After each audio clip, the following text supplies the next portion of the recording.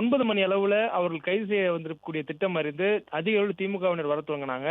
அதுக்கு பிறகு 10 மணி அளவுல குறிப்பா உதயநிதி அவர்கள் இல்லம் இருக்கக்கூடிய நீலாங்கரை பகுதியில தான் முதலமைச்சர் விஜய் அவருடைய இல்லமும் இருக்கிறது. அவர் தலைமை செயலகத்துக்கு புறப்பட்டு சென்றது பிறகுதான் கைது நடவடிக்கையே காவல்துறையினர் துரிதப்படுத்தியிருந்தாங்க. அதுவும் சென்னை மாநகர காவல் ஆணையர் அமல்ராஜ் கூட அந்த கைதை தலைமை தாங்கி அந்த பந்தோபஸ்து பணிகள் ஈடுபட்டிருந்ததை நம்ம பார்த்தோம். அப்படியான சூழல்ல ஒரு கடும் நெருக்கடியில குறிப்பா திமுகவினர் உதயநிதி அவர்களை கைது செய்து ஏற்றக்கூடிய அந்த வாகனத்துக்கு ஏற்ற விடாமல் நடுவே படுத்துறது, தர்ணா செய்தது.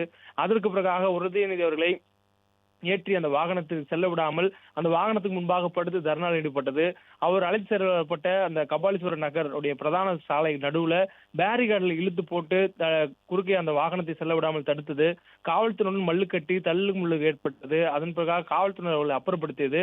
அதையும் தாண்டி ஈசிஆர் கிழக்கு கடற்கரை சாலையுடைய பிரதான சாலைகள்ல குறுக்கே அவர்கள் அமர்ந்து சாலை முறையில் ஈடுபட்டு உதயநிதியை கைது செய்யக்கூடாது என்று அவர்கள் போராடியது, கண்டனத்துக்கு எழுப்பி காவல்துறைக்கு எதிராக முழக்கங்கள் சொல்வது என ஒரு நீண்ட நெடிய போராட்டத்துக்கு பிறகுதான் காவல்துறையினர் உதயநிதி அவர்களை விசாரணைக்கு அழைத்திருந்தார்கள். இதுக்கு நடுவுல காவல்துறையினருடன் அந்த விசாரணைக்காக அவர்களுக்கு அழைக்கும் போது கைது செய்திருக்கிறோம், நீங்க கைதுக்கு ஒத்துழைப்பு கொடுக்க வேண்டும் என்று காவல்துறையினர் பேச்சுவார்த்தை நடத்தியெல்லாம் பார்த்திருந்தோம்.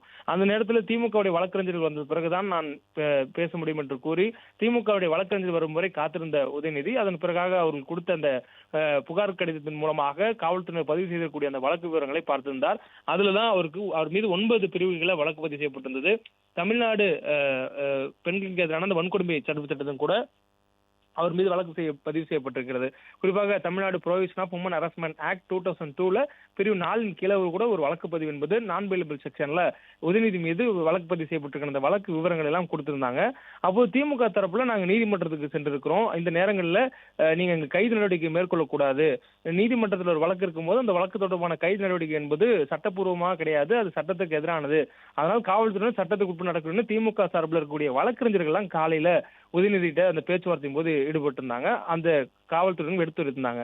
அதன் பிறகு நீதிமன்றத்துல தாக்கல் செய்யப்பட்ட அந்த மனு உணவு இடைவெளிக்கு முன்பாக எடுத்துக் கொள்ளப்படும் என நீதிபதி இளந்திரன் சூரிய இந்த தருணத்துல காவல்துறை கைது நடவடிக்கை மேற்கொள்ள கூடாது என்றும் நீதிமன்றம் அதுவரையிலும் கைது நடவடிக்கை கூடாது என்று சொல்லியிருப்பதாக ஒரு டைரக்ஷன் கொடுத்திருப்பதாக கூட காவல்துறையினரிடம் திமுகவுடைய வழக்கறிஞர் அணியினர் சொல்லியிருந்ததை பார்க்க முடிந்தது. ஆனால் காவல்துறையினர் எங்களுக்கு அது போன்ற எந்த ஒரு உத்தரவையோ அல்லது டைரக்ஷனையோ காவல்துறைக்கு உயர்நீதிமன்றம் கொடுக்கல, எனவே கைது நடவடிக்கை நாங்கள் மேற்கொள்றோம் என்று கூறி அவர்கள் கைது நடவடிக்கை மேற்கொண்டார்கள். அதற்கு நடுவே தான் அந்த ஆர்ப்பாட்டம் போராட்டம் என்று உதயநிதி அவர்கள் கைதுக்கு எதிராக திமுகவினர் சாலை மறியலில் ஈடுபட்டது, ஒரு ரகளையில் ஈடுபட்டு பேரிகார்டுகளை குறுக்கே போட்டு அதன் மேல் ஏறி குதித்தெல்லாம் உதயநிதி வாகனம் அழைத்து செல்லக்கூடிய அந்த காவல் வாகனம் செல்லக்கூடாது என்று தடுத்து நிறுத்தியதெல்லாம் பார்த்திருந்தோம்.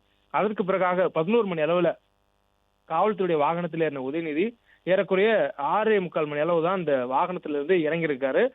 கிட்டத்தட்ட 7 மணி நேரத்திற்கு மேலாக அவருடைய பயணம் ஒரு நெடுந்தூர பயணமாக சென்னையிலிருந்து தஞ்சாவூர் நோக்கிய பயணம் சென்றிருக்கிறார். அதுவும் காவல்துறை வாகனத்தில் சென்றிருக்கிறார். முதல் முறையாக கைது, ஒரு அரசியல் கைதாக திமுகவினர் சொல்லக்கூடிய இந்த கைது, உதயநிதி அவர்கள் பேசிய பேச்சு தவறாக புரிந்து கொள்ளப்பட்டதாக திமுகவினர் சொல்லக்கூடிய வாதங்கள், மறுபுறம் தாவேகாவினர் கடுமையான வார்த்தைகளை பேசியிருக்கிறார். ஒரு பெண்ணை அவமதிக்கக்கூடிய வகையில பொது மேடையில, அதுவும் ஒரு அரசியல் கட்சியுடைய தலைவருடைய மகன், அது மட்டுமின்றி மக்கள் பிரதிநிதி, தமிழ்நாட்டு சட்டமன்றத்துல பிரதான எதிர்கட்சியுடைய தலைவர், அப்படியாக இருக்கக்கூடிய ஒரு நபர் ஒரு பொதுவெளியில ஒரு பெண்ணை குறித்து பேசக்கூடிய பேச்சு இதுவாக இருக்கக்கூடுமா, அவர் இப்படித்தான் பேசுவாரா என்றெல்லாம் தாவேகாவினர் கடுமையான வார்த்தைகள்ல விஜய் அவர்களுடைய ஒப்பிட்டு பல்வேறு திமுகவினர் பேசிய அந்த பேச்சுகள் எல்லாம் அவர் குறிப்பிட்டு திமுகவினர் இது போன்று செய்வதுதான் அவருடைய அரசியல் நாகரிகம் என்றெல்லாம் தாவேகாவினர் எழுப்பக்கூடிய அந்த கேள்வியாக இந்த காலையிலிருந்து பார்க்க முடிந்தது. இதற்கு பதிலளிக்கும் விதமாக இது ஒரு அரசியல் கைது, உதயநிதி அவர்கள் பேசியதுக்கு எந்த இடத்திலும் தவறாக அவர் பேசவில்லை, மாறாக அவர் பேசியதை தவறாக புரிந்து கொள்ளப்பட்டு அது பெண்ணுக்கு எதிராக பேசப்பட்டது, ஒரு நடிகைக்கு எதிராக பேசப்பட்டதாக திரித்து அவர் மீது அரசியல் காரணங்களுக்காக வழக்கு போடுவதாகவும், அதுவும் குறிப்பா நாளை தினம் சட்டப்பேரவையில பட்ஜெட் தாக்கலாக இருக்கிறது, அந்த நேரத்துல அவர் சட்டப்பேரவைக்குள் இல்லாமல் இருக்க முயற்சியாகத்தான் இந்த கைது நடவடிக்கை இருக்கிறது என்பதெல்லாம் திமுகவினர் மறுப்புக்காக வைக்கக்கூடிய ஒரு குற்றச்சாட்டா பார்க்க முடிந்தது.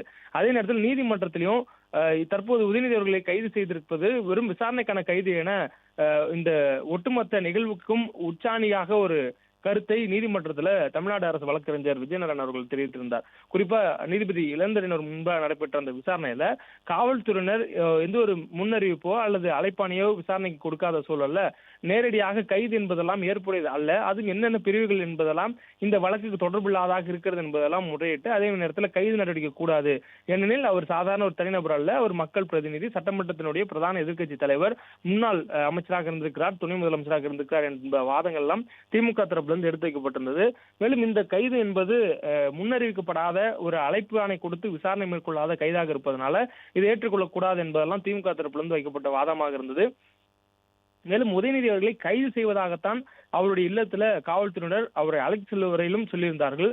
ஏறக்குறைய வாகனம் விழுப்புரத்தை நெருங்கி கடந்து கொண்டிருந்த நேரத்துலதான் நீதிமன்றத்தில் இந்த வழக்கு விசாரணையில் இருந்தது. பிற்பகல் 1 மணி தாண்டிய பிறகு அவர்களுடைய இந்த வழக்கு விசாரணைக்கு வந்த போது காவல்துறையினர் ஒரேடியாக அவருடைய நிலைப்பாட்டை மாற்றி அறிவித்தார்கள் நீதிமன்றத்துல.